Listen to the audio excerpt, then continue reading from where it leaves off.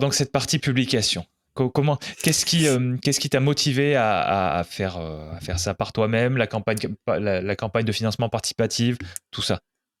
Alors, assez vite, je savais que je voulais pas le soumettre en maison d'édition. Parce que du coup, les maisons d'édition, il faut être très patient. Alors, une maison d'édition, ça fonctionne par soumission. Donc en fait, il existe beaucoup de maisons d'édition, des plus prestigieuses aux plus petites, et tu les choisis selon le genre de ton roman. Et ensuite, tu envoies ton manuscrit. Donc c'est des soumissions. Et là, il faut s'armer de patience parce qu'en fait, les maisons d'édition reçoivent énormément de manuscrits. Donc en fait, le processus de sélection peut aller de 6 mois à 1 an, voire plus. Et une fois que tu es sélectionné, donc il faut savoir que les maisons d'édition ont un catalogue en fait à remplir et ils recherchent des manuscrits bien précis. Donc déjà, tu es une aiguille dans une botte de foin dans les manuscrits qu'ils reçoivent. Et ensuite, une fois que la maison décide de te mettre dans leur catalogue, ça peut être pour l'année N+1 ou N+2. Donc en fait, il faut être hyper patient. Et moi, j'avais pas cette patience. Surtout que mon roman rentre pas vraiment dans une case très définie. Et ça faisait un moment que j'entendais parler de l'auto-édition ou de l'édition indépendante. Et moi, j'aime bien tester des choses, j'aime bien expérimenter. Donc je me suis dit, bah allez, pourquoi pas. Je me suis d'abord pas mal renseignée, j'ai potassé, et je me suis rendu compte que c'était pas si inaccessible. Donc en fait, l'édition indépendante ou l'auto-édition, c'est le principe que on se passe d'une maison d'édition, et en fait l'éditeur c'est toi. Du coup, tu t'occupes de tout. Donc tu écris ton roman, tu le corriges, tu crées la maquette de ta couverture, tu l'imprimes ou tu le fais imprimer, et ensuite tu t'occupes de la diffusion.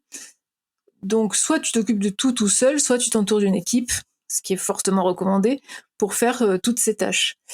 Et ensuite, tu as plusieurs façons de t'auto-éditer. Donc c'est un marché qui est assez jeune, mais qui se développe beaucoup. Et du coup, tu as pas mal de plateformes qui t'aident à t'auto-éditer, et donc il y a plusieurs solutions.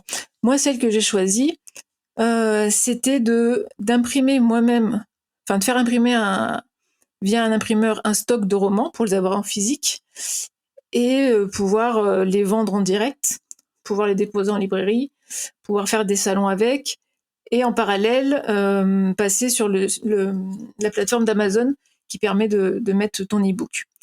Et du coup, pour pouvoir imprimer ce stock d'exemplaires, j'ai choisi de faire une campagne de financement participative, donc via Ulule. Donc pareil, c'est pas obligatoire. Si tu as les fonds, tu peux t'en passer. Mais pour moi, c'était l'occasion de fédérer un peu autour du projet, d'en parler, de générer un peu de l'engouement. Et du coup, les personnes qui m'ont soutenue, donc c'était en novembre, pouvaient précommander le livre ou choisir un pack avec des goodies. Et du coup, tout en me soutenant, elles obtenaient le roman qui allait être imprimé. Donc du coup, ça m'a permis d'imprimer un stock physique du bouquin, et de faire connaître le livre en même temps. Donc voilà, moi c'est la solution que j'ai choisie. Après, il y en a d'autres. Et je pense que ça convient pas à tout le monde, parce que c'est beaucoup, beaucoup de travail. Je pense qu'il faut avoir un peu une âme. Moi, je suis déjà entrepreneur sur d'autres activités. Ça me dérangeait pas en fait de mettre les mains dans tout ça. Comme j'aime bien tout contrôler, puis je suis un peu multicasquette, j'ai plusieurs compétences. Moi, ça m'a pas trop dérangé. Mais je pense que quelqu'un qui préfère ne faire que écrire, c'est peut-être pas euh, la bonne, c'est pas une voie à recommander. Parce que du coup, il faut Mmh. s'occuper de l'écriture, de coordonner les prestataires qui vont t'aider à corriger, la personne qui va faire la maquette, la couverture, contacter des gens qui vont parler de ton roman. Du coup, il faut s'occuper de pas mal de choses, et tu te transformes un peu en auteur-entrepreneur. Moi, ça me plaît bien, mais je pense que ça convient pas à tout le monde. Du coup, il y a d'autres solutions où tu peux très bien mettre ton roman sur des plateformes. Ça s'appelle l'impression à la demande, où du coup, tu mets ton roman sur une plateforme et cette plateforme va s'occuper de l'impression dès que quelqu'un achète ton livre.